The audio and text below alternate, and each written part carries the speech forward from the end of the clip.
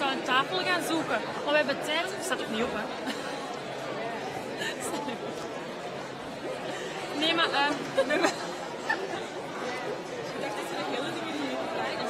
Nee, maar wat wil ik zeggen? We hebben tijd. Dus als wij voorgesteld geweest zijn, gaan wij gewoon naar buiten.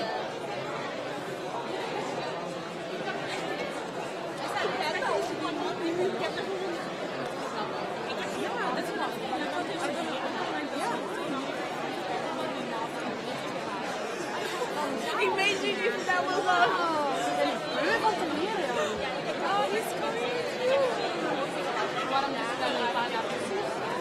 What is it? Minus 10? Huh? Minus 10? 10 points because he's not here? Yeah, dude, what is it?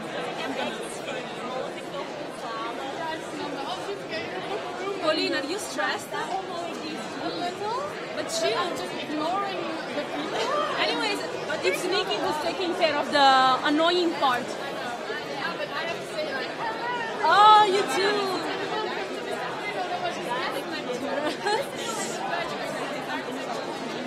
Oh, you studied it by heart? Hi.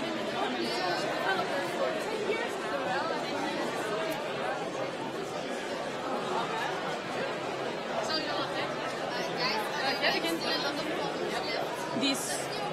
Yeah. Yeah.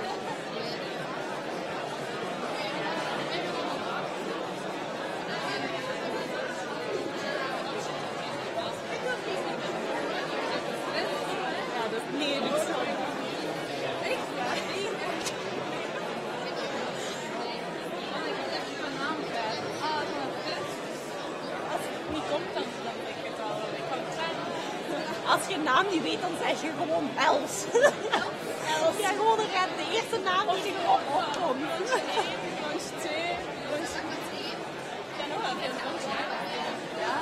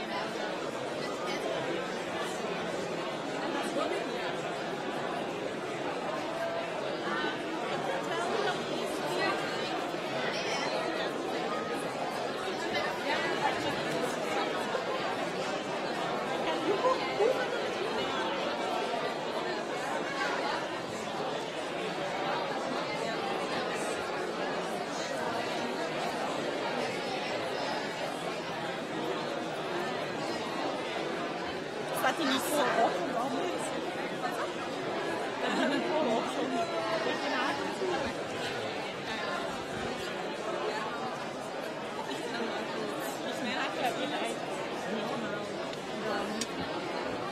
Maar nu leg ik totaal niet blond naast u, hè? I'm going to plan.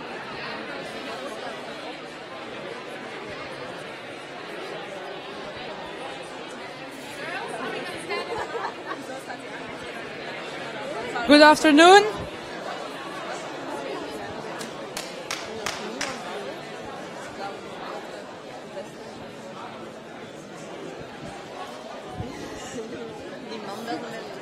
Nu wel? Ja.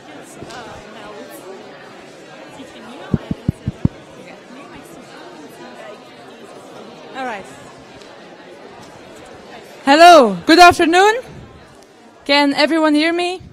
All right. Hi everyone, I'm Nikki and I'm part of the crew member for this week.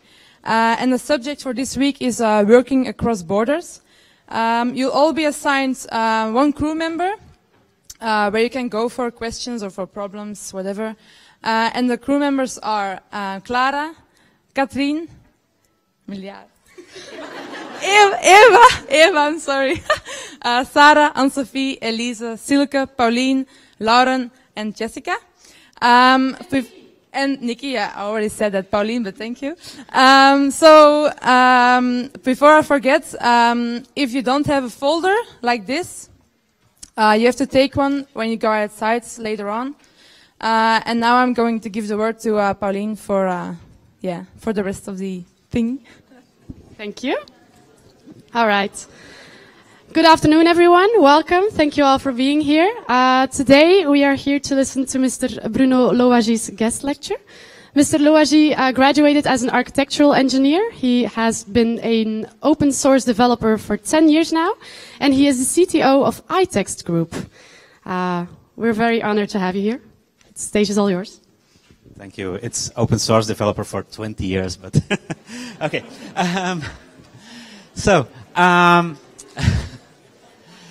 Why did I become an entrepreneur? That's a slide that I often use to start with because I'm talking mostly to people who want to start their own business. And well, as an engineer, I'm more the technical guy. I didn't think of creating a company. That wasn't my first thought. My first thought was my wife asking me, "Are you coming to bed?" And I'm saying, "No, I can't." "Why can't you?" "Well, someone is wrong on the internet." So I wanted to fix something that was wrong, namely some things with PDF. I created something, and that something turned into a business. Now, turning into a business, when you have people talking to you about their business, you hear people, most of the times they ask people who are successful. And there's always a danger that is called survivorship bias, in the sense that this guy here, he says, "Never stop buying lottery tickets, no matter what anyone tells you. I failed again and again, but I never gave up. I took extra jobs, I poured all the money into tickets, and here I am, proof that if you put in the time, it pays off." Now, the people who are successful, I don't say that everything is luck, but at some points in my life I've had luck, and don't underestimate how hard it is to be successful. I'm a very risk-averse person. So they say entrepreneurs, they take risk, and because they take risk, they make a lot of money. My inspiration is in American football. In American football, you have 4 attempts to make 10 yards. And when you make the 10 yards, you secure them. I built up my business step by step. I bootstrapped, which means that I didn't take any external money to start with. And the result is that you don't grow as fast, but you have more control. So why am I asked to kick off the International Week? Well, you have this cool app, Tripit.com. All the travels that I do, I enter them in Tripit.com. And then you have openflights.org, where you can import all your travels, and openflights.org, they make these cool charts of where you've been. So in 2014, you see that I've only been in Singapore, but often in the States, and then Singapore, South Korea, then India, Mumbai, and so on. So this is more or less where I spent my time. For instance, last year, I spent a little bit over 4 months outside of Belgium, and the rest in Belgium. Now, I'm the CTO of iText. What is iText? This is the only technical slide. It won't get more technical than this. iText is a piece of software, like a component, that is built into web and other applications to create PDF. So on the one hand, for instance, you have a database, like the student database with all of your grades. And then you have an application that takes this data, and out comes, for instance, your how do you say that? Your transcript of records, like all your grades in a nice PDF.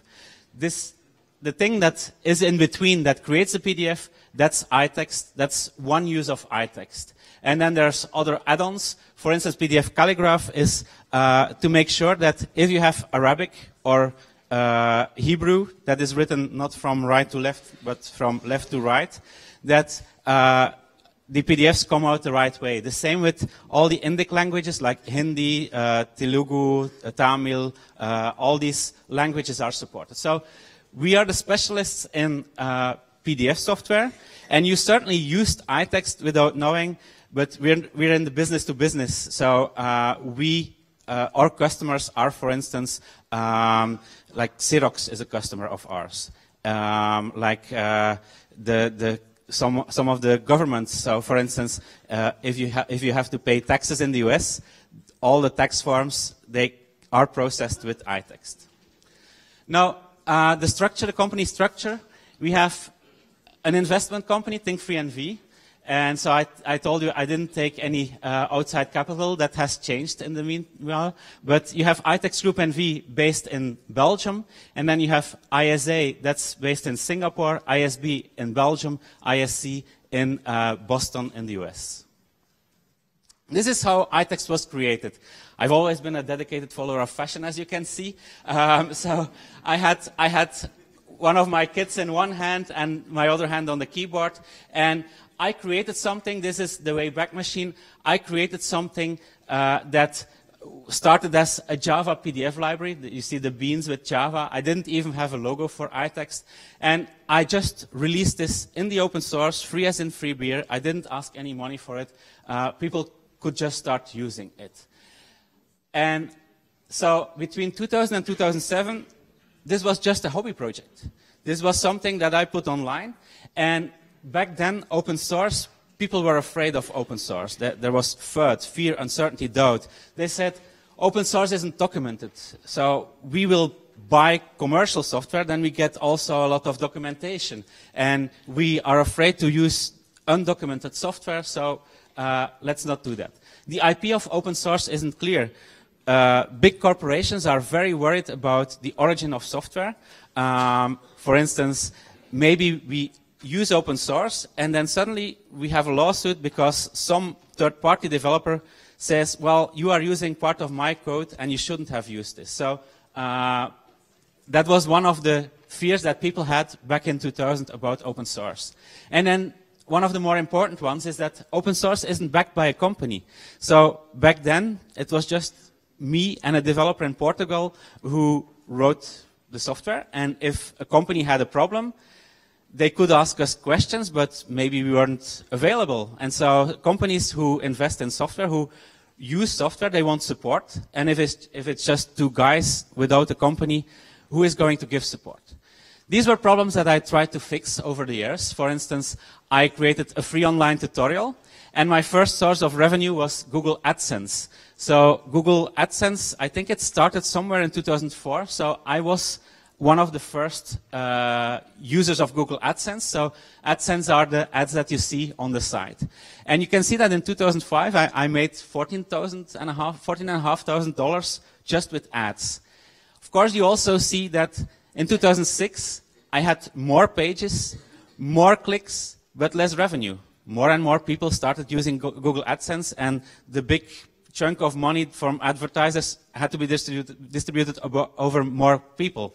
And so you see how it dramatically dropped very fast, so that wasn't really a sustainable business model. It wasn't a sustainable business model also because who was investing? All my competitors, Coppa, Big Faceless, Antenna House, those were competitors. So in a way you can say that my competitors funded my competitors were my first investors. They funded me in the sense that I made sufficient money in those years to keep up the website. Another side effect of the free online tutorial was that I was offered a book contract. And so in 2006, the first edition was released, and that was my second source of startup capital. I made 33K with the first book, and then I got to write a second edition in 2010. But 33,000K, it looks like a lot of money, but there's much more work involved than, I mean, that isn't really worthwhile. You're not going to get rich as an author if that's the money you make with your books. One of the really big rewards that I had from the books was that my book was mentioned by James Gosling. James Gosling is the inventor of the programming language Java. So he was like the guy that I worshipped more or less because he had invented the programming language that I used. And then suddenly he wrote a blog post about iText. So that was even a bigger reward for me than the revenue. Now, with the books and the tutorial, the first criticism about open source was solved in the sense that open source isn't documented. That was no longer true for iText. And over the years, you see that it's no longer true for open source in general, because today, open source projects are more documented than closed source projects.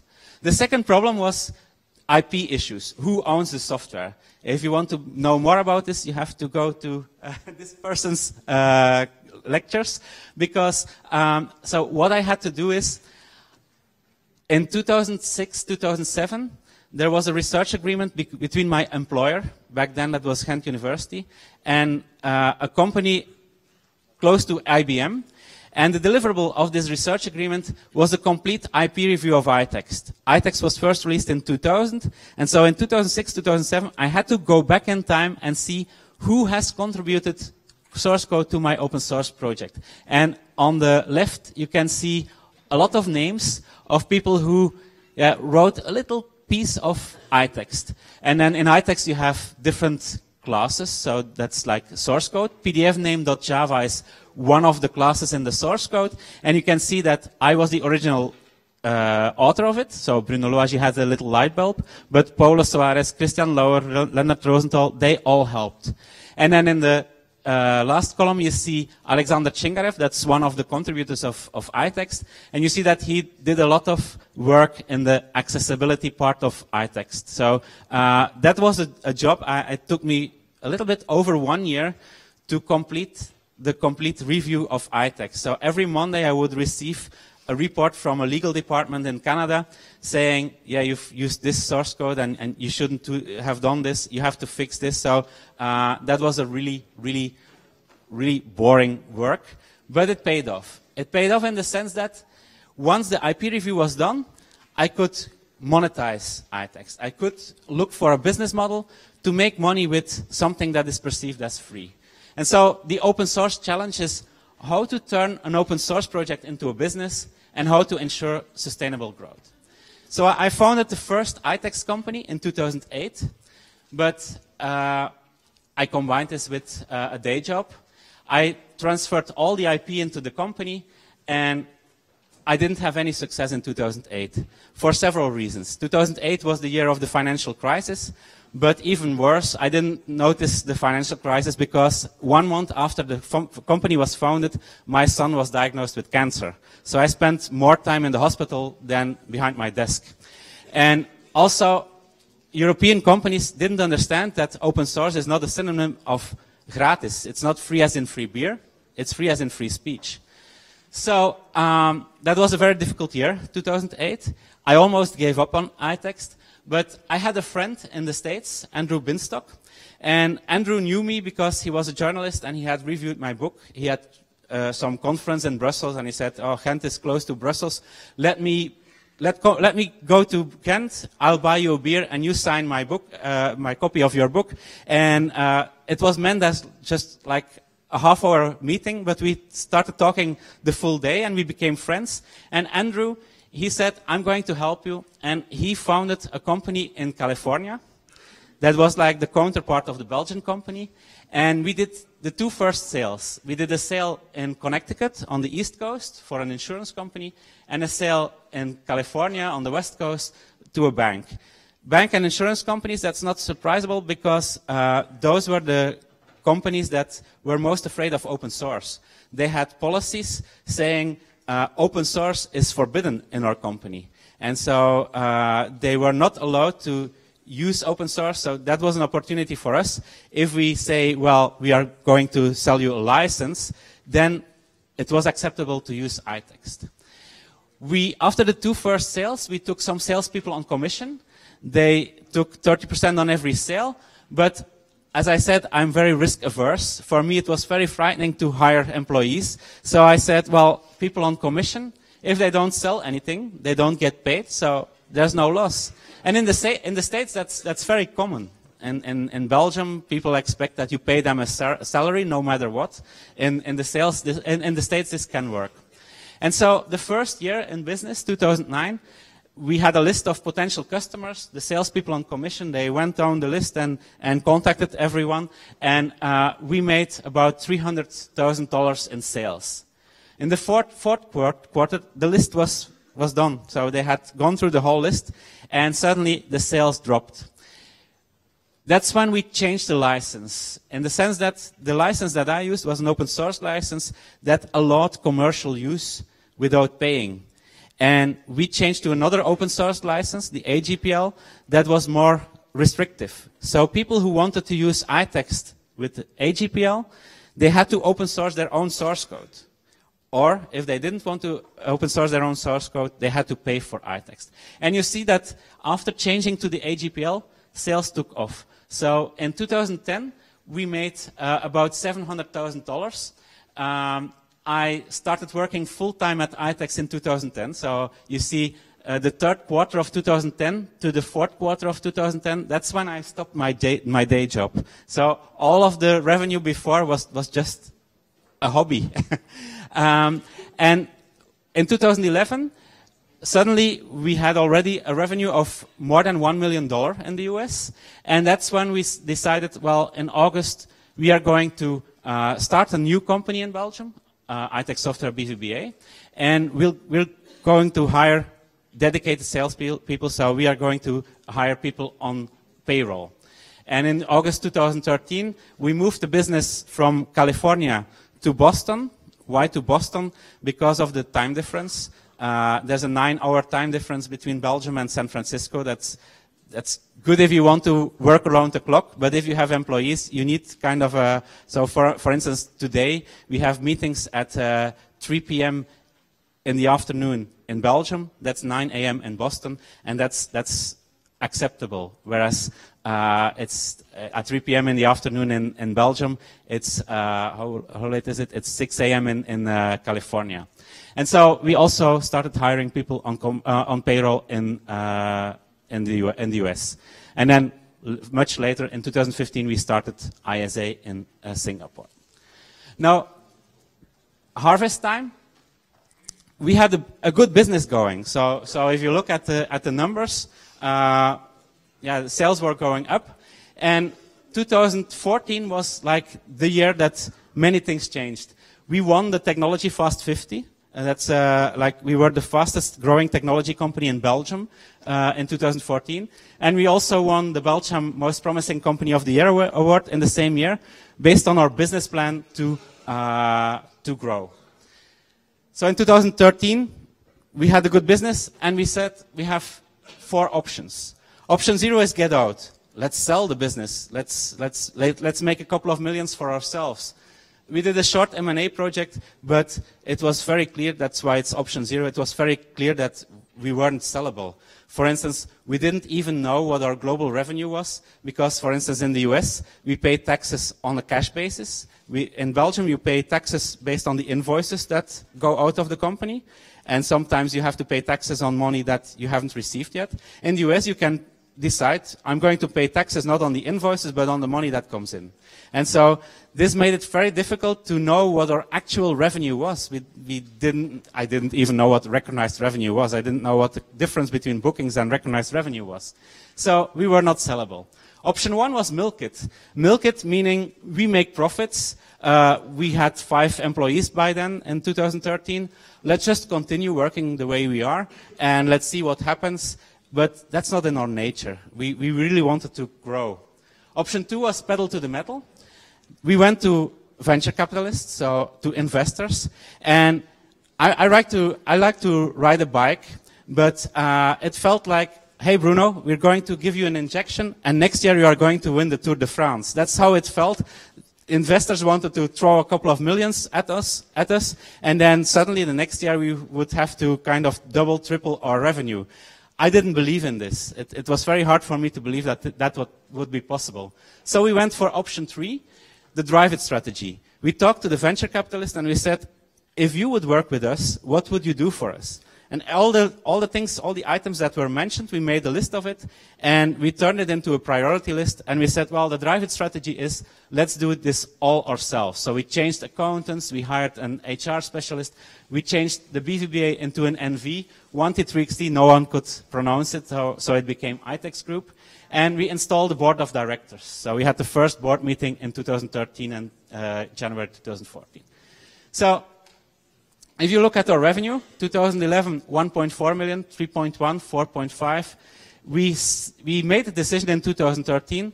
Eventually, we want to sell the company. How do we prepare the company to attract a buyer? And so you see that the growth from 2013 to 2014 was lower. So we went from 4.5 to 4.9. That's a growth of only 8.9%. I say only. I'm spoiled. I know that in Belgium the growth numbers are much lower, but yeah, it's like at ITEX we want a growth of 25 to 30% every year. And so 2014 was a transition year, and you can see that we were successful because in 3 years' time we already doubled our revenue. We went from 4.9 in 2014 to 10.1 in 2017. I also wrote a number of projects. So I said, within the company, what are we going to do?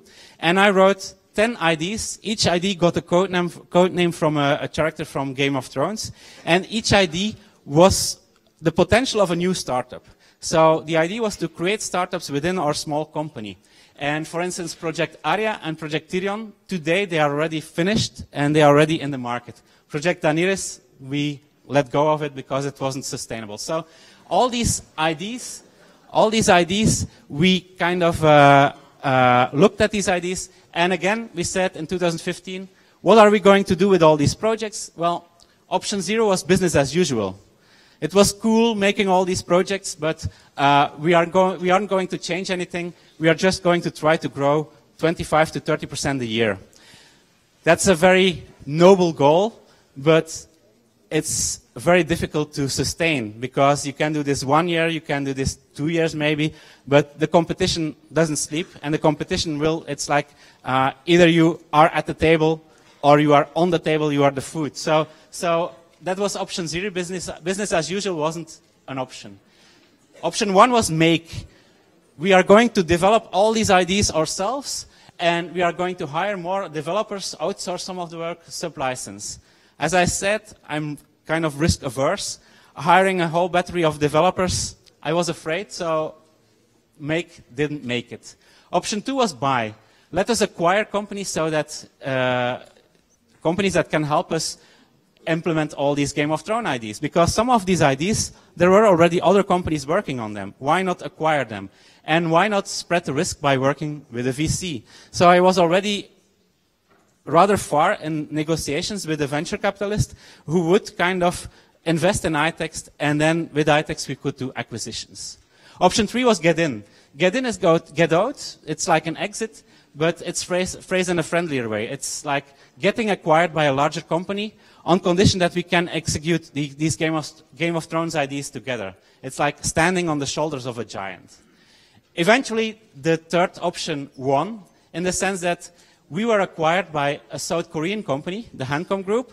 So our company was valued at 27 million euro, and we received 20 million in cash, and 7 million remained in shares. So that's why I'm still owner of 23.6% of the shares of a company that was valued in 2015 27 million. Today it's valued at 40 million. So my shares have gone up significantly. Now, you saw that we already saw that we were growing after 2014. The targets were reached, but only that happened, nothing more. We wanted to have synergy, we wanted to work together with Hancom, but due to cultural differences, it was really difficult to work together. And so we decided, well, let's see how we can change things. And so today, for instance, I am talking to one of the funds of Peter Thiel. So I don't know if you know Peter Thiel. Peter Thiel, Elon Musk, they were the founders of PayPal. And then they sold PayPal, and they made billions with PayPal. And now they are, Elon Musk is in SpaceX and has founded Tesla. Peter Thiel, his main project now is Palantir. But he has 4 funds, so 4 investment funds. And I'm talking to one of these investment funds to kind of give ITEX an extra kick. It's just talking for the moment, so we're still in the phase that we are exploring each other's ideas. Now, this is the history of ITEX, and in the context of internationalization, one of the questions that I often get is, why did you start in Belgium? Why are the headquarters still in Belgium? Why not in the US? And you see that I started in Belgium, and I had to go to the US to be successful because in Belgium, I didn't have any success. So there was an article once, naar de US gaan of niet naar de US, dat is toch geen vraag. And I mentioned 5 reasons why we started in Belgium. Reason number 1 is, where do you want to start? I had a family, so these are my kids when they were, I don't really remember, teenagers. This is my kids a little bit later. And so you have to, family matters, and I know a couple of people like Dries Buitaert, the guy who made Drupal, who moved to Boston to found Acquia. His kids grow up in the States, and that's a choice that you have to make. Where do you want your kids to grow up? Also, traveling is a must. If you have small children, you will be away a lot of time. And then the cost of life, it would have been cool for me to start in Silicon Valley, but it was just too expensive. We have bought an apartment in Silicon Valley in 2014 for $461K.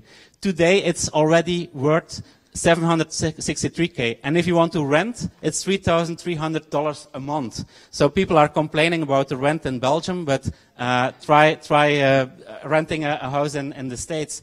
The same with a house. We bought a house in, I think it was April 2016. We bought it for $2.2 million.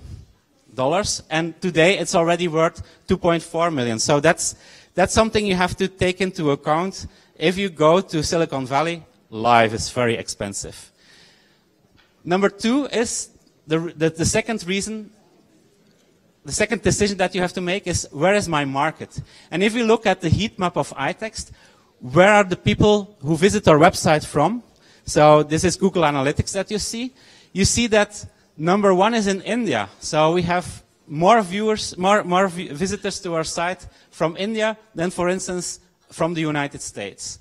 Belgium is on place 17, and that's probably most of the people in the iText office who visit the own website. We didn't filter them out yet.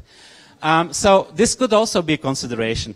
If there are more users of your software in the US, well, then it's a no-brainer to go to the US. Where is your market? So you see that number 1 of visits to our website is India. But if you look at sales, you see that India is much lower. I don't know if it's even in the top 20. So 1.8% of our sales is realized in India, whereas more than 70% of our visits comes from India. So that's another consideration. You could say most of our website visitors are in India, so we'll move to India. But the market there, if you only have 1.8% of your revenue from India, maybe it's better to start where most of your revenue is. And so why is the revenue lower in India? There are several reasons.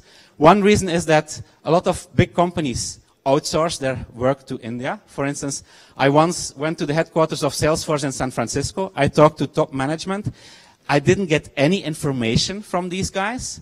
But then I went to India, and Salesforce has about 20,000 employees in India.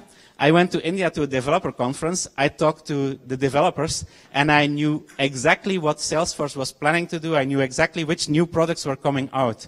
So visits from India, sometimes they are on behalf of a US company, a UK company. So a visitor from India could lead to a sale in the US, in the UK.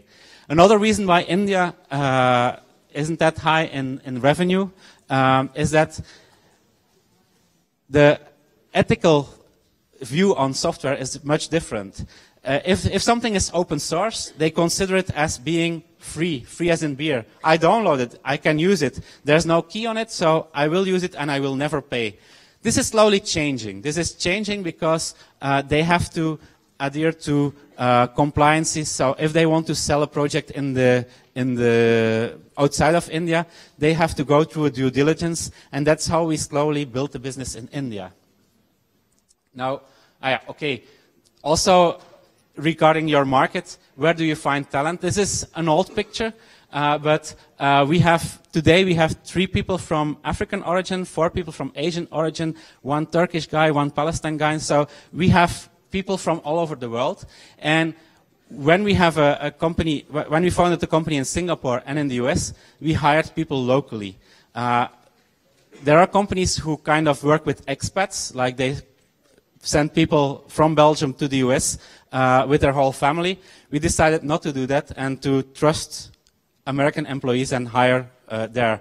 As for Singapore, we have one Belgian guy who moved to Singapore for us with 3 children, with his wife and 3 children. Number 3 is, where do startups get advantages? For instance, in Belgium, you had something called tax shelter for movies, and with iText we had the tax reduction because we invested in a movie called Marry Me. We also have an innovation bonus, so you get a reduction on your taxes if you have patents and stuff. So you see that from 1 year paying 31% taxes, we went to the next year paying only 2% taxes. So if you start a company, look at the fiscal situation. And so in Belgium, Belgium is perceived as a as a country where taxes are high, but that's not always true. That can be a perception. If you are an innovative company, it can be interesting to start in Belgium because the Belgian government wants to kind of stimulate innovation in Belgium. Reason number 4 for choosing a specific country to start is, where do you get funding? So when I said we went to VCs, to venture capitalists, a lot of VCs live on or have their offices at Sand Hill Road in Menlo Park in California.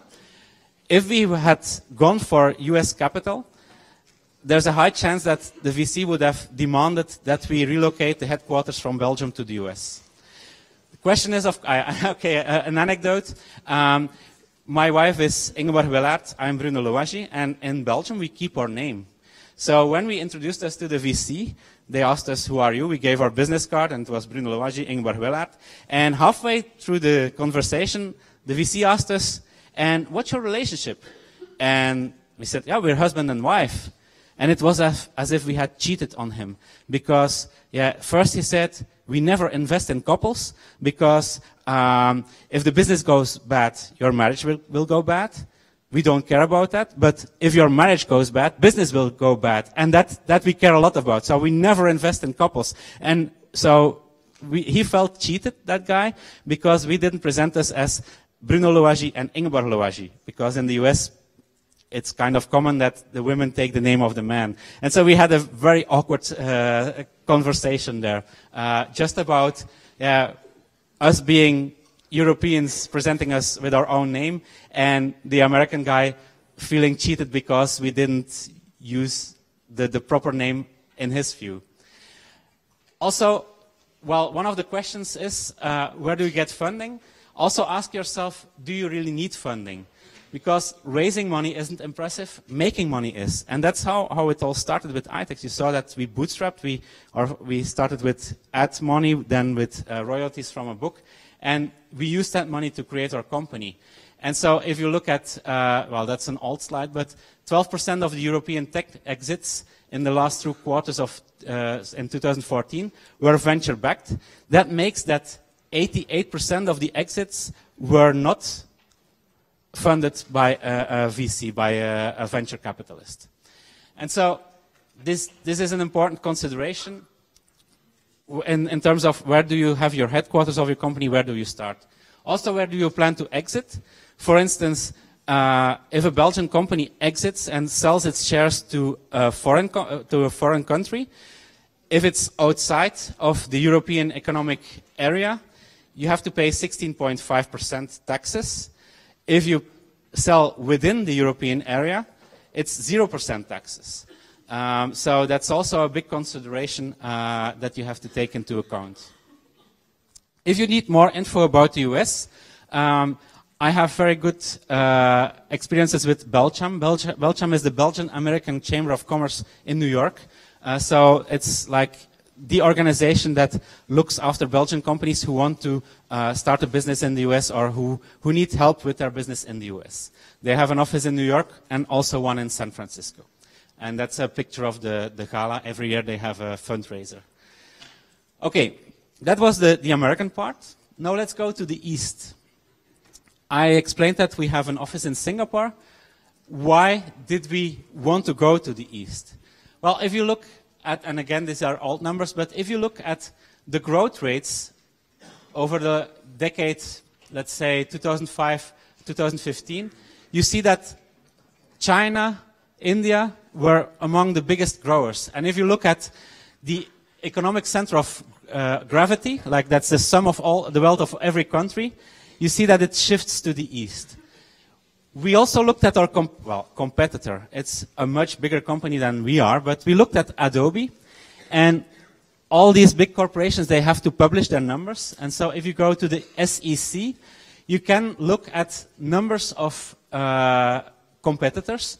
And we saw that if we looked at Adobe, we saw that 15 to 20% of their revenue was generated in Asia. Half of it in Japan. If we looked at our own numbers, we saw that only 5.75% of our revenue was generated in Asia Pacific. That's Asia and Oceania.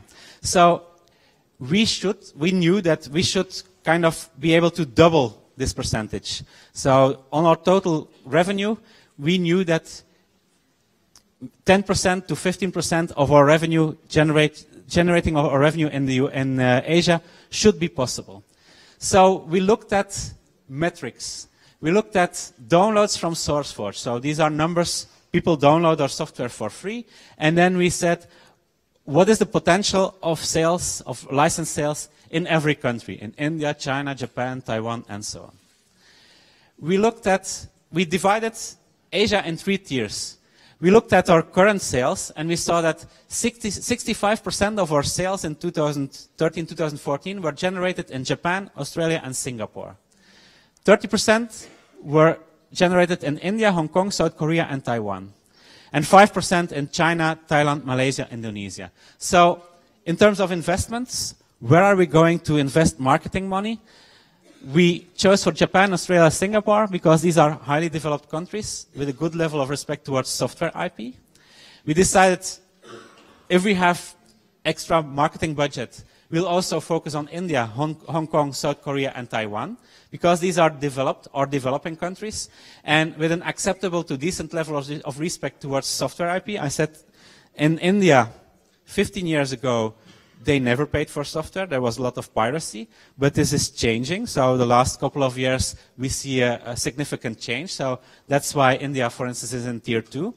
Whereas China, Thailand, Malaysia, Indonesia, these are developing economies with a poor level of respect towards software IP. So we are not going to invest in China. Why not? We know that China, if we look at the numbers, we see that there's a lot of downloads from China. Let me see. Too far. Oh, yeah, I clicked. So, China. We see that China is on number 3, but we don't invest any marketing budget in China because it's very difficult to get into that market. That market is very closed, and they can download our software, and they will not pay for it. So, we decided this is how we divide Asia. And this is more or less how we are going to distribute our marketing efforts. And we looked then at which are our potential partners. So we made a list with resellers. For instance, in India, if there's a software infringement and you go to court as a foreign company, you will always lose because the Indian courts, they favor Indian companies. How can you avoid this? By working with an Indian reseller, by working with an Indian partner. So you have a partner, and if there's a problem, you have the Indian partner who goes to court for you. And then you have 2 Indian companies in front of court, and then you have a chance at winning. As a foreign company, you don't have any chance. So we looked at all different partners. And then we said we could start a company in Singapore, we could start a company in Bangkok, so in Thailand, or we could start a company in Kuala Lumpur, so in Malaysia. And we made a comparison. For instance, what is the legal status? So which type of company can you start? So for instance, in Belgium, you have BVBA, NV, and so on.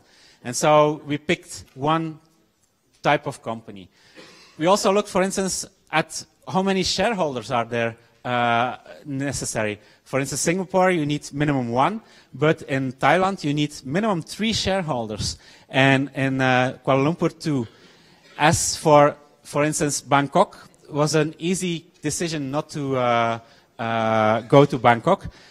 You have maximum 49% of foreign shareholding, so 51% of the shareholders should be in Thailand. And you can have exceptions, but and that's easily granted, but it's still some bureaucracy that you have to go through. It's a lot of paperwork. And so Singapore, Hong Kong, 100% foreign shareholding is allowed, so let's focus on these two. And so, for instance, the directors, in Singapore you needed minimum 1 resident director. So the director is responsible for the company, and if you start a company in Singapore, it needs to be a resident. That's why we have a Belgian expat in Singapore. That's a Belgian guy who had an EP, an employment pass, and he lives in Singapore. He pays taxes in Singapore, and he's one of the directors of ISA, and that's a requirement if you have a company in Singapore.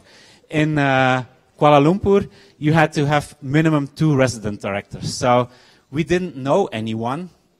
So, for instance, when we founded the Singapore office, we paid for a Mr. Lee that we had never seen before. We have never seen him since. He was the director, so we paid him to be the director of ISA for a couple of months just to get started and for the process for our guy to get his employment pass. That's kind of scary to have some person and you don't know even if he exists, and suddenly he's a director in your company. But those are things that you have to look up.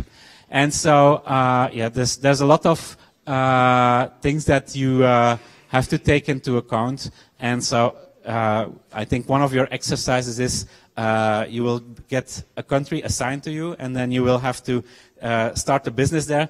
Many of these things are things that you should really look up. Don't take for granted that, for instance, from Belgium, you can own 100% of the shares in a foreign country, in a company in a foreign country. We worked with FIT, that's Flanders Investment and Trade, and we worked with iMinds. Today, iMinds' role in the Go Global process is taken over by startups.be. I contacted FIT. If you have specific questions about the country that is assigned to you, the local representative of FIT is Dirk Smolders, so here in Leuven. He knows that you have an assignment, so he knows that there might be questions about your the country that was assigned to you, and he is supposed to help you. How did iMinds help us? Well, iMinds, they gave us 1 year of office space for free. This was the first office of iText in Singapore. We didn't have a company yet then. It was just an office that we could use. We got travel vouchers and 32 hours of consultancy. We didn't use these 32 hours of consultancy. In the end, it was the other way around. It was iMinds or startups.be that asked us, how did you do that? How could you explain this to another company? FIT, Flanders Investment and Trade, gives you support at events, gives you advice, gives you introductions, and also subsidies in this form of travel and startup costs. We got several 10,000s of euro just to start up the company in Singapore from Flanders Investment and Trade. And so one of the key decisions was made during the princely mission. You see Princess Astrid there, and you see some people like Peter de Crème, Jodogne, and so on. And Geert Bourgeois, and the consul of Singapore. So during these princely missions, you get to know a lot of companies. You are introduced. You have like a speed dating with local companies. And we signed our first partner in Singapore during this princely mission. That was Leap Office. By the way, they are no longer a partner. Things didn't work out the way we thought it should, but in the meantime, that was a good first start. And so, in April 2015, half a year after the princely mission, we had a new office. We moved to our own office in Singapore. One local hire, one Belgian expat. In the meantime, there are 3 people. And we signed up resellers. So you see from December 2015, September 2016. So we started the partner network. We had the list of potential partners up front. We contacted them, and then we started signing contracts. What was the result? Well, we went from 2014, 5.76% of all our global revenue was created in or generated in Asia Pacific, and we were able in 2015 to grow that to 9.46% of our revenue. So don't underestimate the impact of local presence. You can try to run everything remotely from Belgium, but local presence really matters.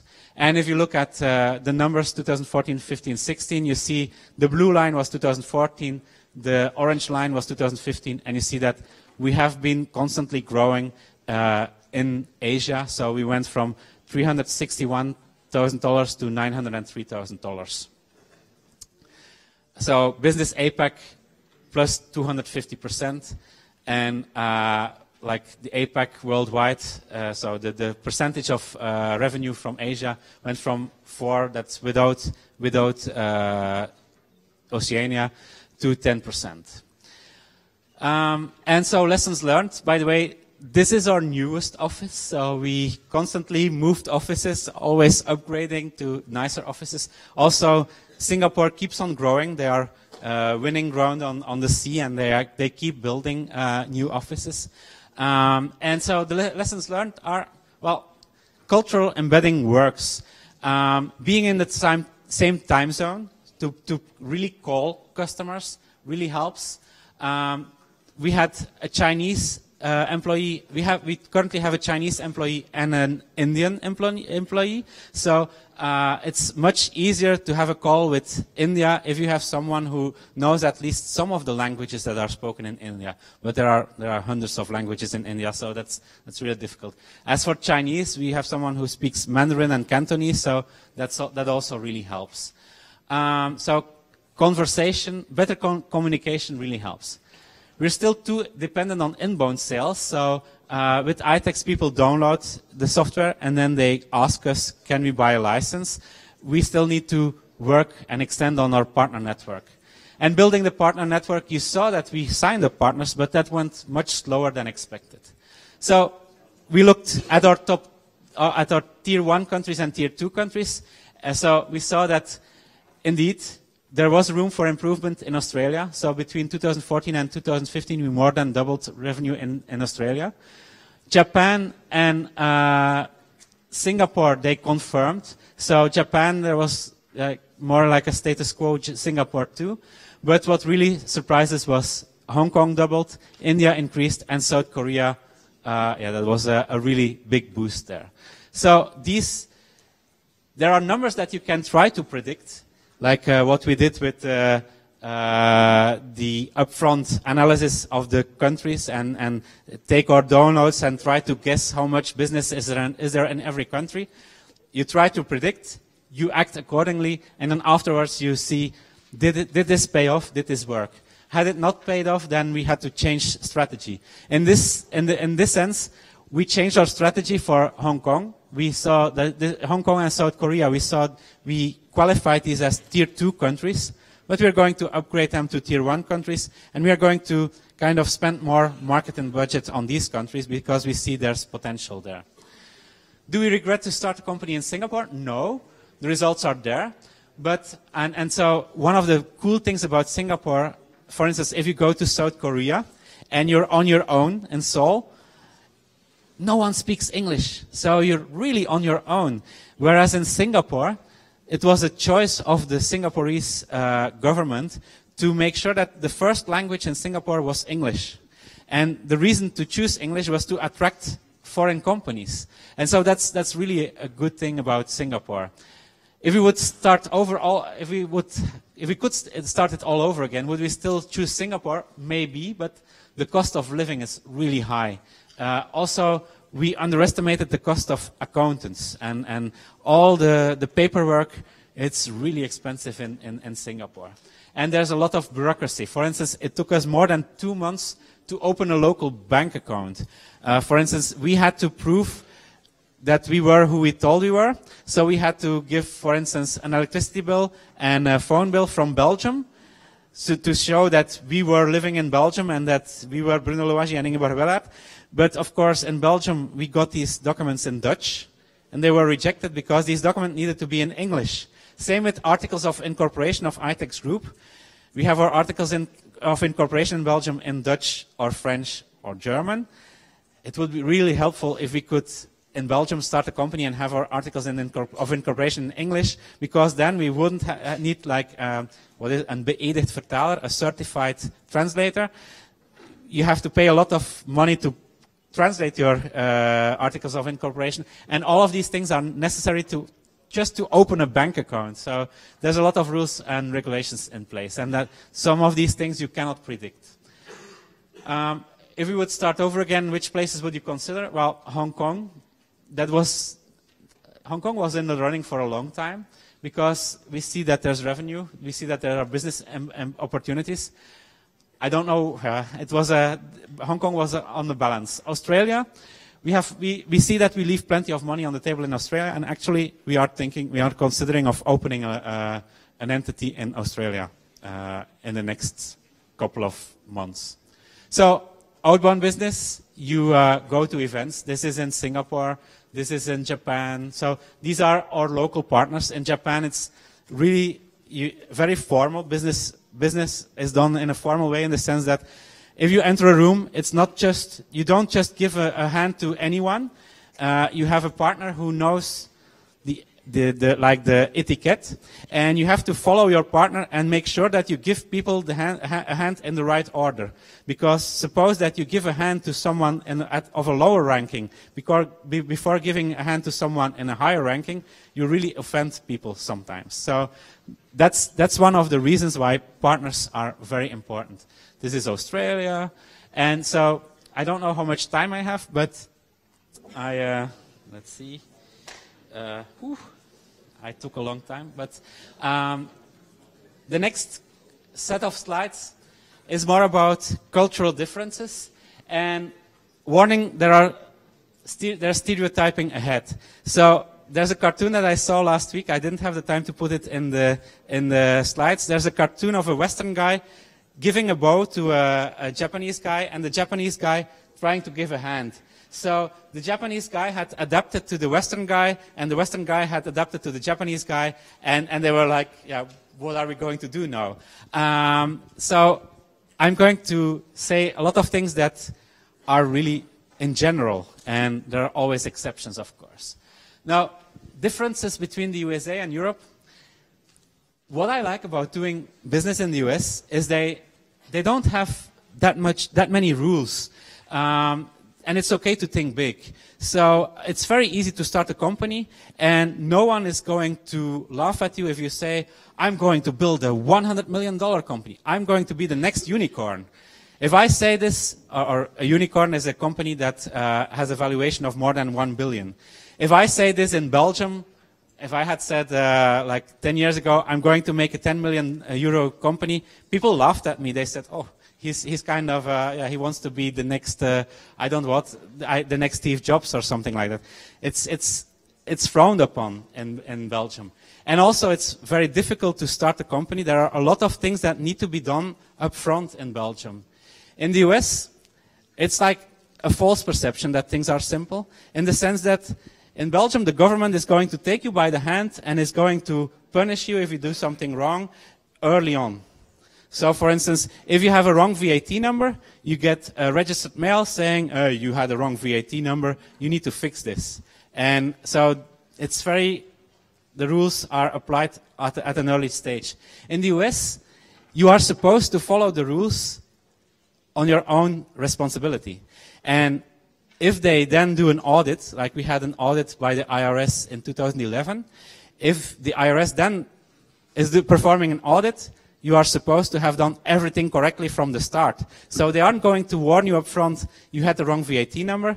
They are going to do an audit, and when you did something wrong, you are going to pay, and you are going to pay a lot. So it's a different approach. In the East, it's really awkward.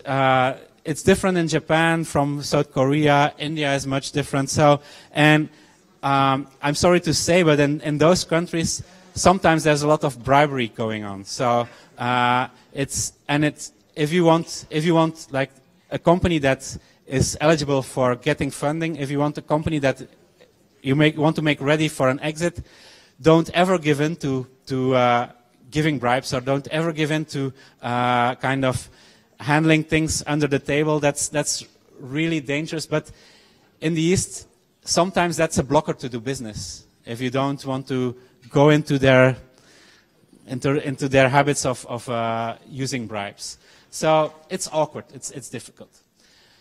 What amazes us, when I wrote my book for an American publisher, my copy editor said, Belgium. I didn't know Belgium. She was from Indianapolis. Indianapolis is more or less in the center. And she never heard about Belgium, and she looked up Belgium on a map, and she said, I don't understand how it's possible that such a tiny region is a whole country. So, for instance, Belgium is smaller than LA. And I said, well, look at it the other way. It's hard to understand for a Belgian that there are whole countries as small as New York. Well, it's hard to understand that there's a country as big as the US.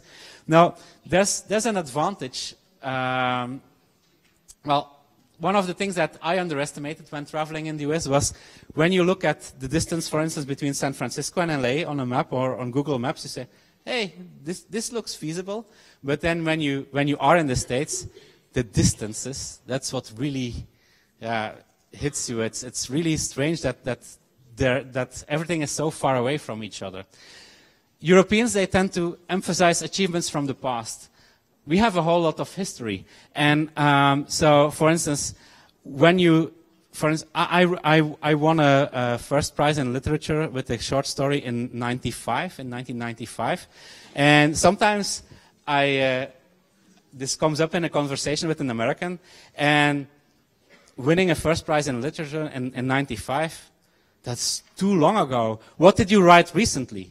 Whereas in Europe, we tend to brag about achievements of the past, but in America, it's what have you done lately? That's more important. So don't go to a VC. That was an error that I made.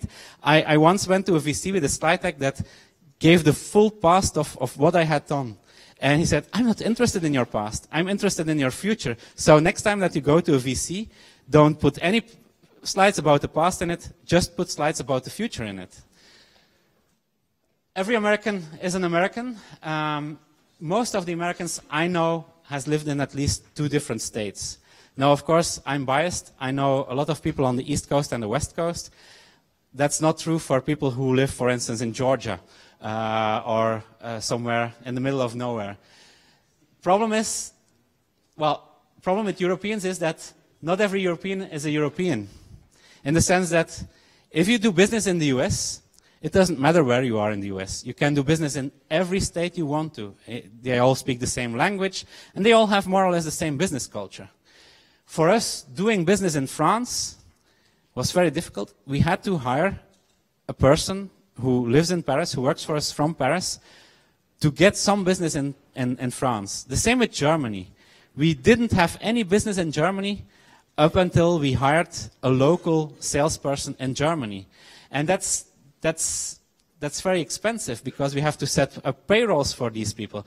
And so now we have salespeople in the office in Belgium, and those people do a lot of the administrative work. But the actual salespeople that sell in Europe, they live in Germany, France, the UK. And so for the States, that's much easier. It doesn't matter. All the salespeople work from Boston. In Europe, everything is close by in kilometers. Like Flanders and Wallonia, you can drive through Belgium in a couple of hours if there's no traffic, of course. But yet, in spite of being so close, everything is so far apart. I worked for Ghent University, and a student from Wallonia was considered being a foreign student.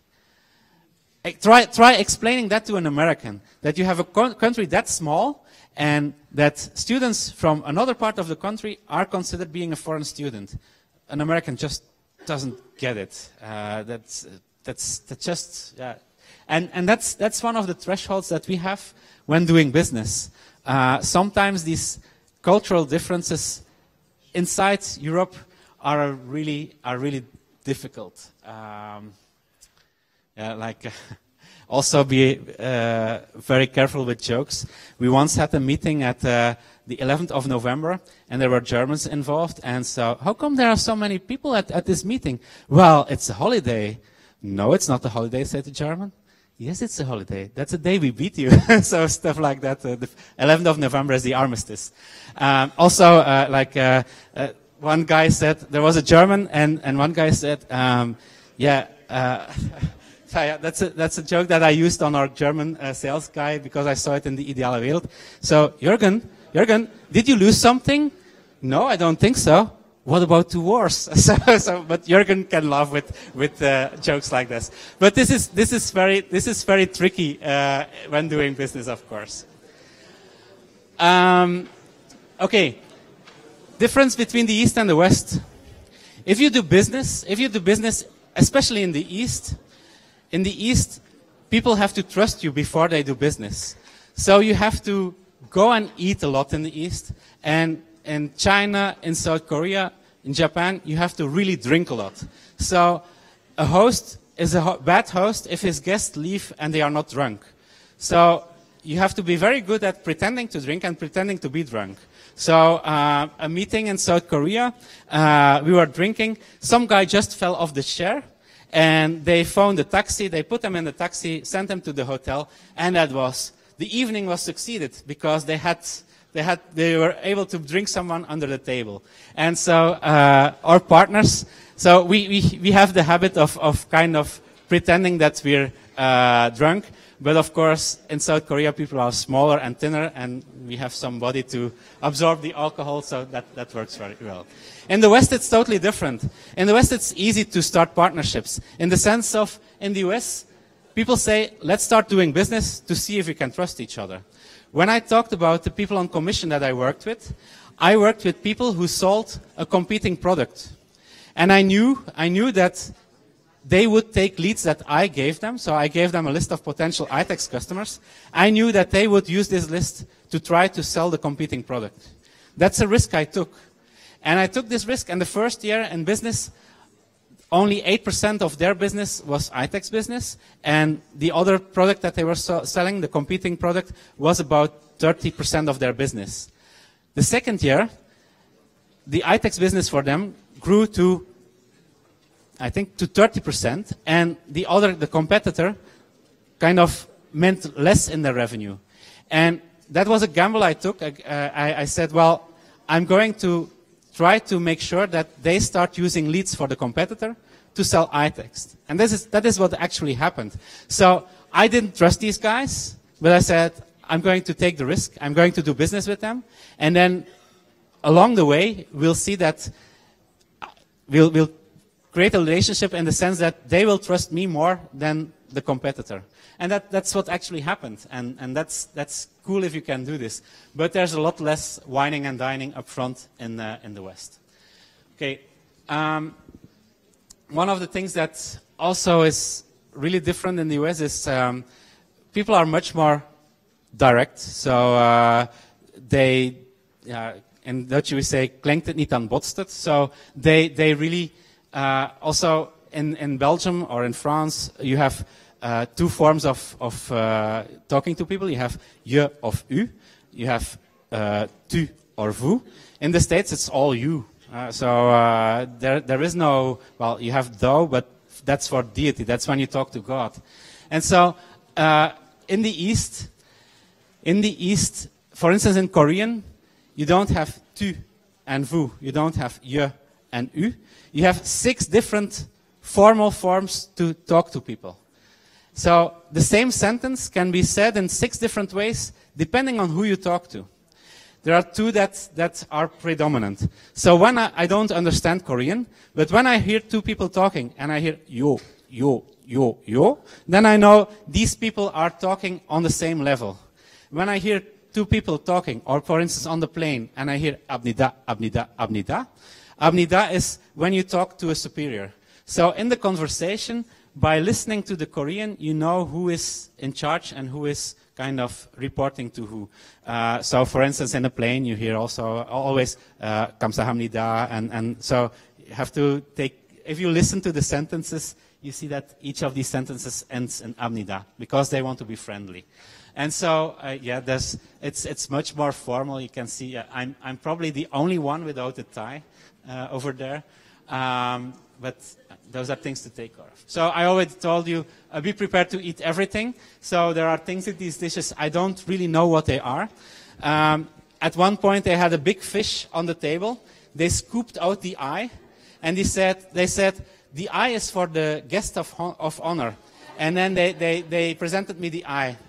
I ate it. It tasted well, but the bones around it were kind of chewy.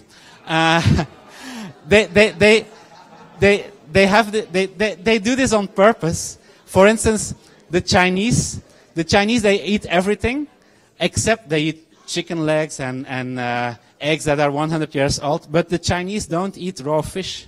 So when the Chinese go to South Korea or to Japan to do business, what do they get? They get sashimi and sushi. So they get raw fish. And then it's the test. Are they going to do that? Yes or no? I know of one incident where an Indian guy had to come to Belgium to eat, and it was a dish with potatoes and carrots. But for his religion, he was not allowed to eat anything that grows under the ground. So he's only allowed to eat food that grows above the ground. So after every meal, he went to the restroom to throw up. Just so that for his religion, he had to eat it for business reasons, but he couldn't digest it for religious reasons. So that's some of those stories that you then hear.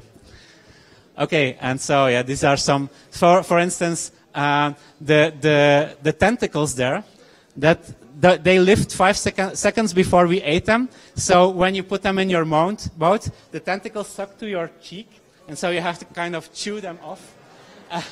And the sashimi, there's gold on the sashimi there. So we had to eat gold. And they drink. You have to drink everything. In the back to the US, back to the West. So I'm going back and forth between the West and the East. One of the things that I noticed with our US company is that a lot of holidays were on Monday. I said, that's strange. Every time on a Monday. That's when I found out about the Uniform Monday Holiday Act. So they moved a lot of anniversaries, like Martin Luther King Day. That's a specific day in a month. They moved that holiday to the Monday. And that's convenient, because then you don't have the problem of it's on a Thursday, we will have to give the Friday off, or it's on a Tuesday, we have to give the Monday off. So they have moved, so they didn't move Christmas and New Year, evidently, but they moved a lot of these holidays to a Monday. They also really like uniformity. I have a picture of McDonald's here, because there's a rule that, for instance, the restrooms in every McDonald's, wherever in the world, if it's in India or in the middle of nowhere, the restrooms have to adhere to the same standards. So if you want to be sure that you have a restroom that is okay, go to a McDonald's. It will be exactly the same as in the US, or that's the intention. That's the rule by McDonald's. Also, some surprising things that when you go to eat forel, I don't know, the trout. When you eat trout in Belgium, you get a fish and the bones are still in it. When you go to the US to a normal restaurant, you get the fish without the bones. Because suppose that you choke on a bone, they would be sued. And so it's amazing. I don't know how they remove all those bones, but that's so they want convenience. And so back to the East now. Sorry. You see that in the East, a lot of companies try to copy the success formulas of Silicon Valley. And here you see Pangyo Techno Valley. Pangyo Techno Valley, all of this is built between 2006 and 2012. And this is South Korea's Silicon Valley. That's where they will try to kind of conquer the world with South Korean software. they are already quite successful in conquering the world with NCSoft, that's gaming software. What do I have? Okay, but of course in South Korea, English is a problem, and that's a picture I took from the television in my hotel. They have a channel that gives non-stop English lessons for South Koreans. This is something they really need to work on. South Korea has more or less the same history as Singapore. They also started 50 years ago from nothing. They were dirt poor after the Second World War, and they started. Their country is kind of run as a company, and South Korea, and if you look at the history of South Korea and Singapore, you see it's really amazing what they've done in the last 50 years to put them on the map in terms of business. So, for instance, Singapore wants to impress the world. On top of that building, there's an infinity pool, so you can swim in a pool, and it's like you're swimming in the air. And so, yeah, Singapore. These are the gardens by the bay. They really want to impress the world and really want to attract business there. As for India, India has another approach. India really wants to escape poverty. This is a picture I took in Bangalore. So the cows are just on the street eating the dirt, and they have a really huge population. I had to cross that street, by the way. I risked my life crossing that street. And how they tried to solve this, they put in place a program that they wanted to provide developers. So all the universities got subsidies to start training people as a developer. And they didn't, up to like 15, 20 years ago, they didn't really bother about the quality. So a lot of the Western companies, they outsourced their development to India, and the quality was really poor. That didn't matter because they said, well, when we train these people, some of them will become successful, and some of them will become really good developers. And that paid off, because when I arrive at my last slide, you'll see that things have really changed in India. So I'm usually a speaker at the Great Indian Developers Summit, and that's an amazing audience. You have 4 days of summit, and when in the US you have a big conference like Java One, it's like 4 days in a row the same people you see. There they sell tickets by the day, so you see 1,200 people the first day, you see 1,200 other people the second day, and the third day and the fourth day. So manning a booth at an event like this is really tiring, and this is then your audience. And so India has many gods. This guy, Rajini is the second most important person in India after the Prime Minister. He has he's like a god. They worship him. There was a minister who died, and in the newspaper it said condolences were offered by Narendra Modi, the Prime Minister, by Rajini. He was like the second person who was mentioned in the newspaper as giving his condolences. So India has many gods. Be one of them. So I had the really crazy talk, how to become the Indian Zuckerberg, and so then you really worship. This is the selfie that was taken when this picture was taken, and so these people, when they tweet, it took a Belgian to remind the great Indian minds at the GIDS conference of the determination of the Prime. The Prime is Narendra Modi.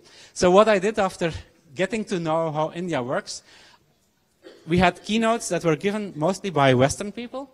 And these Western people gave their keynote just like they would do in the West.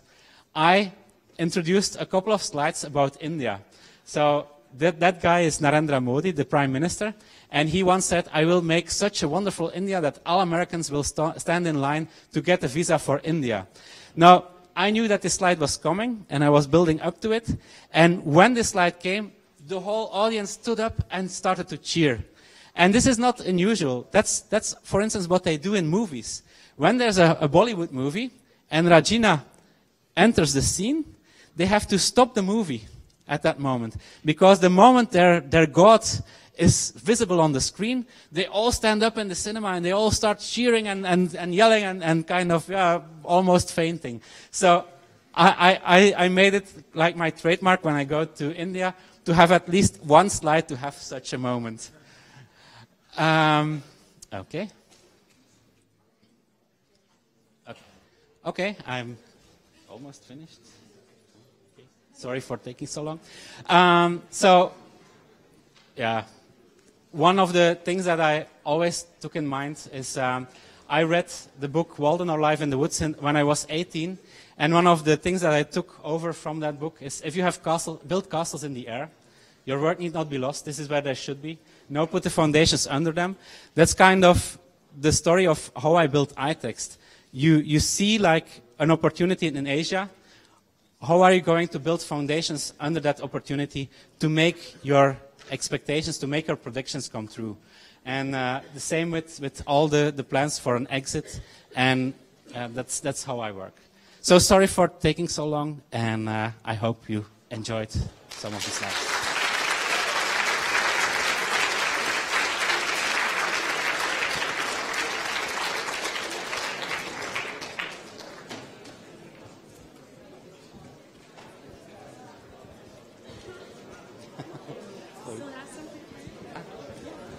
Thank you very much. We would like to give something to Mr. Loagi for his hard work. There you go. Thank you very much. Ja, het geeft niet. Dat is echt helemaal in orde. Ja, oké. We gaan even luisteren naar mevrouw Bernadette. Nee, heel erg goed gedaan. Heel interessant.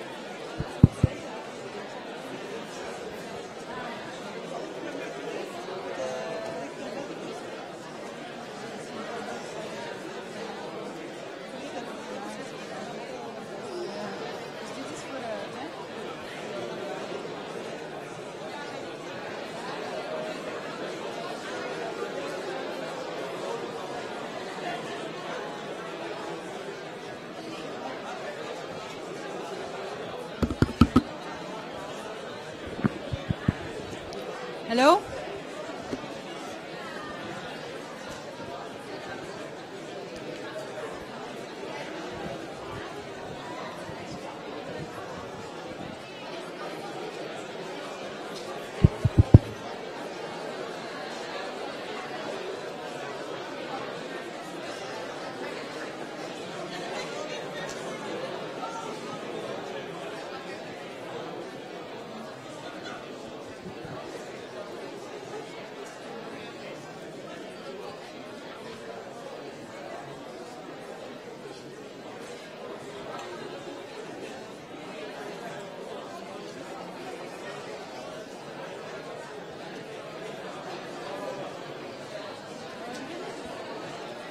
All right, can I have your attention, please?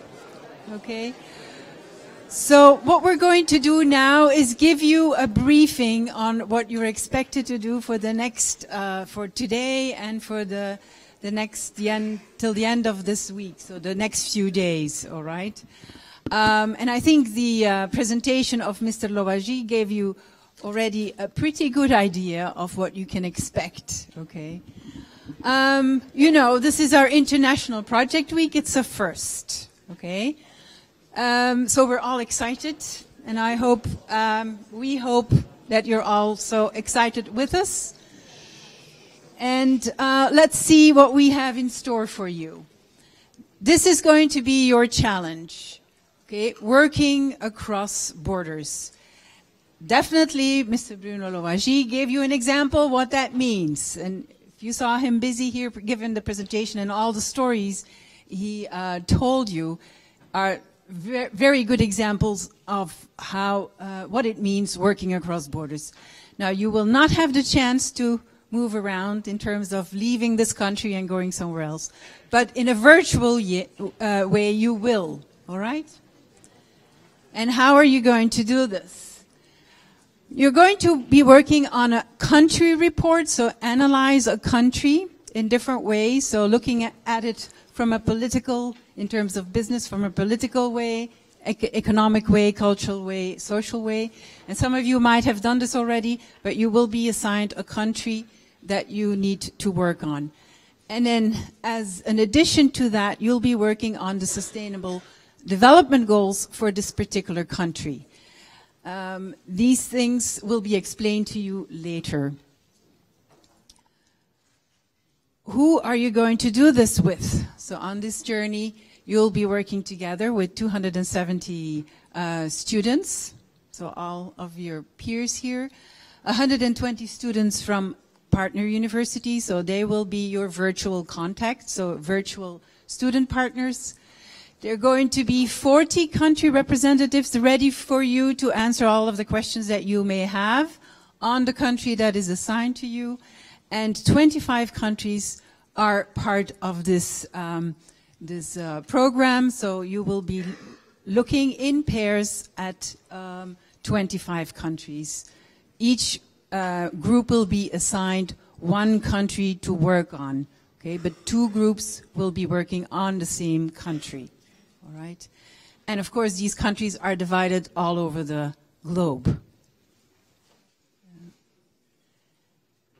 And then there will be some support as well. I know this is quite an undertaking, so we trust that you learn something from the lectures, the ones that you've already heard, but the coming up lectures, the workshops that are organized later today still and the next 2 days. A company visit is also organized for each group, so you'll be doing this on Tuesdays and Wednesday mornings. And then the guided work sessions will also be supported by staff, so people from the Banaba program. And of course, we have Mr. John Cherry from the University of Missouri, so SEMO, who will be guiding you through this maze, okay? So you can, we're all very approachable, so you can always ask us questions. Your team. So I already mentioned you'll be divided in different groups. In each of the groups or teams, you will be with 5 to 6 students from here, from UCLL, so Banaba students. and then 2 to 3 virtual partner students from partner universities. Okay, and you've got one country contact, so a person who is a country representative. Of course, you've already met some of the crew members at the very start, so they'll be introducing themselves later after this briefing so that you get to know who you're going to be partner up with. And then, as I mentioned, staff will be available for this afternoon and for the coming days. Now we go into the schedule a little bit more in detail. So on Monday, that's today, we've already had the keynote speaker, so that presentation is over. Now we will start at 4 o'clock sharp in the cafeteria, and you'll get, so the groups from 1 till 25 will get a workshop on global thinking in business, followed up by a workshop on SDGs, so the Sustainable Development Goals. And then you switch turns. So the group from 1 till 25 will attend the first one, so the Global Thinking in Business from Mr. Cyrillus. And then from 26 up till the last group will start with the SDGs. After 1 hour and a half, you switch again, okay? Then you follow the one that you hadn't followed. We also expect you to have made, or maybe some of you haven't done this yet, but to definitely make contact today with the partner institutions, so students that are assigned to your group that you can partner up with, so the virtual students, as well as the country representatives, okay? These people are waiting for you. So it's very important that you confirm when you are going to be communicating with them. We do have assigned time slots, especially for the student contact. So there's a little bit more flexibility. But for the people who are your country representatives, it's important that you call them today or communicate with them in any way today so they know when you will be able to ask questions. And then you also know when they will be available to talk to you. All right. So these people have mailed us, said they're waiting for you. So please follow this up. One per person, one per group. Yeah. So in each group, so your team, for 5 to 6 UCLL students, so the team here, you need to assign one person who's going to be the communicator with the country representative, all right? So that these people don't get too many calls from people, all right? So one representative per group can call the country representative, all right? Now for the students, it's a different story, okay? There's more flexibility when you talk to the students abroad. Yeah, and of course, if you have a Skype meeting with one of the country representatives, you can do it all together. But they don't want to be overloaded with lots of emails, of course, from different students, because then they don't know anymore who is contacting me for what purpose. So that's why we said we agreed one contact person per group to contact them. Huh? Yeah. Okay. And then, so what you're going to do, what you're going to discuss now with your peers abroad is setting up your action plan. So you'll be reading up on what you need to do, all right? So you'll get the workshops first, but that's the thing to do for tonight. So between 7 and 9, we expect you to draw up this action plan. All right. This is for Monday. What happens on Tuesday and on Wednesday? Yeah. A company visit, all right? Another workshop on doing business internationally, some case studies. And then another workshop on international mobility. So what do Flemish people do when they go abroad, and how can they help you? And then another lecture on attracting expats. So how do you deal with expats, people coming to work here in Belgium, for example? So And for- then some more guided work sessions. Maybe for the company visit, the schedule is on Toledo. You've seen your schedule. You know where you have to go for the company visits. For some groups, it's tomorrow. For other groups, it's on Wednesday. Most of the company visits start at 10, and then you should be there 10 minutes earlier. Some start at 9, depending on what the company asked us. You go there on your own, and we meet at the company 10, 15 minutes before the start, as it's mentioned on the schedule. The agreement we made. So Yeah. check carefully where you have to be and when you have to be there, tomorrow or on Wednesday.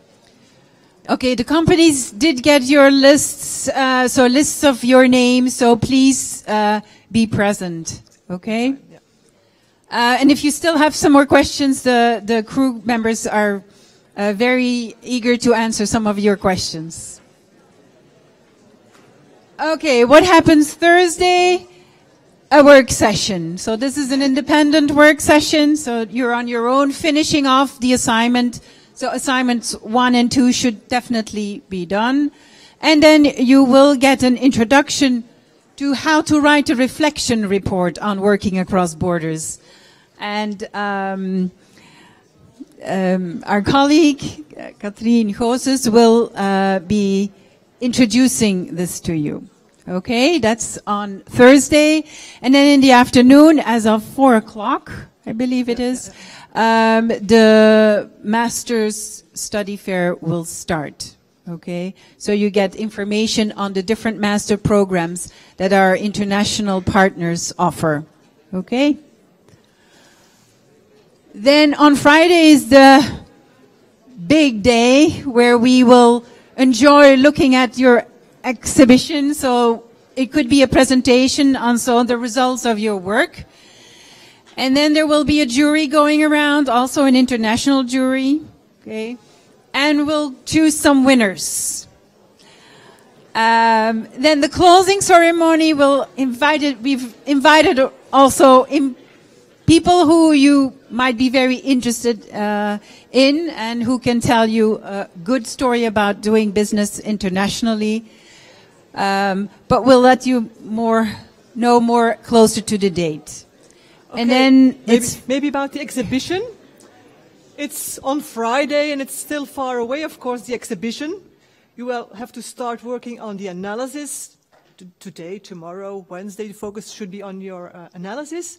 But at the same time, also start thinking about a creative way to present the results of your analysis. You will have a table and I think a flip chart, and that's it.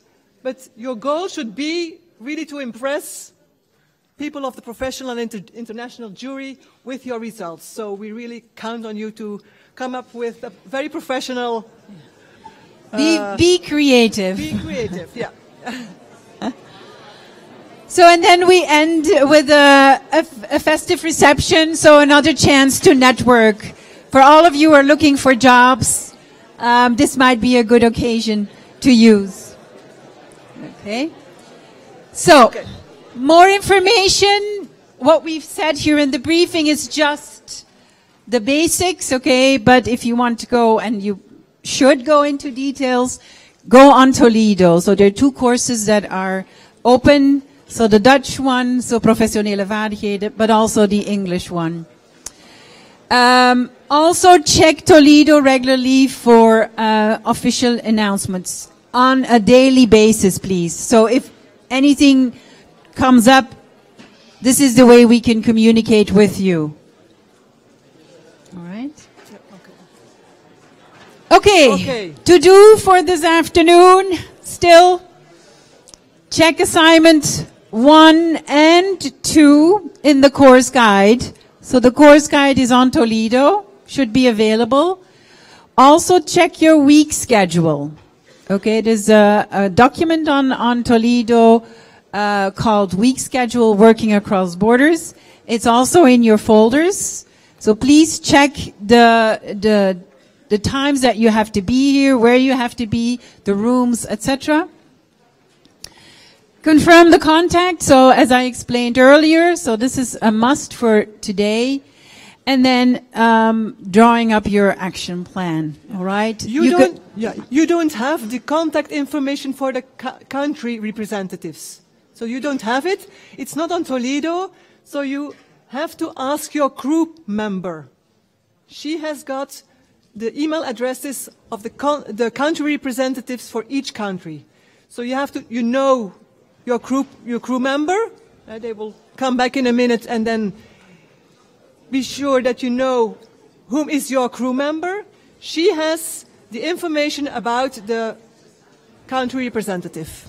So make sure that you've got that information. Yeah. So don't forget to approach the crew members after this session so you know whom to contact.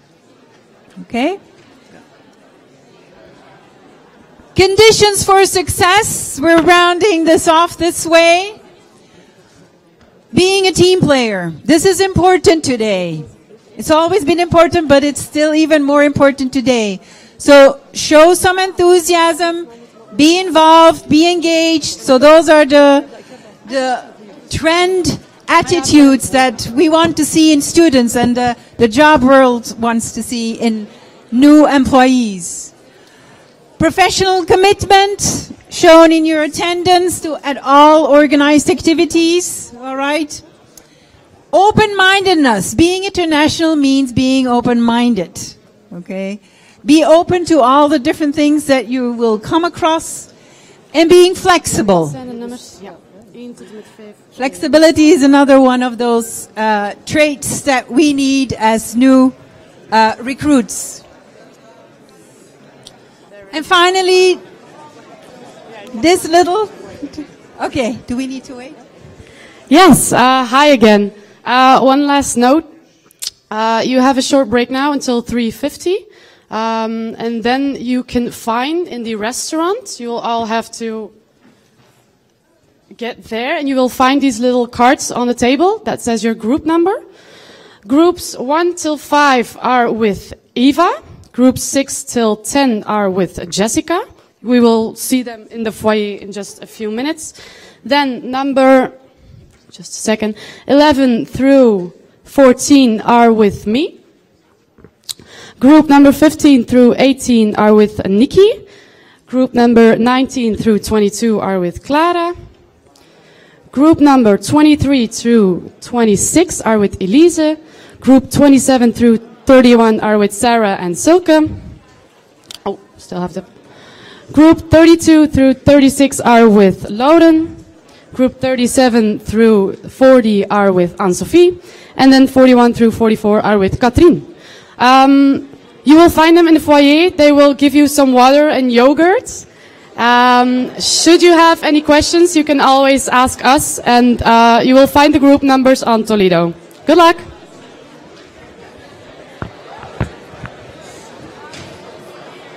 Do it! Just do it! Don't let your dreams be dreams. Yesterday, you said tomorrow. So just do it! Make your dreams come true! Just do it!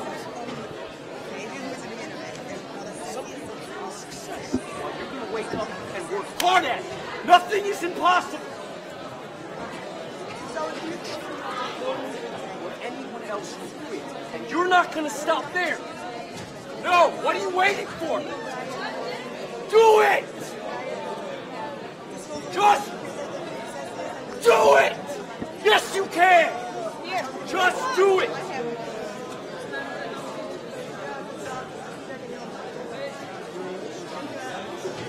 Stop giving up.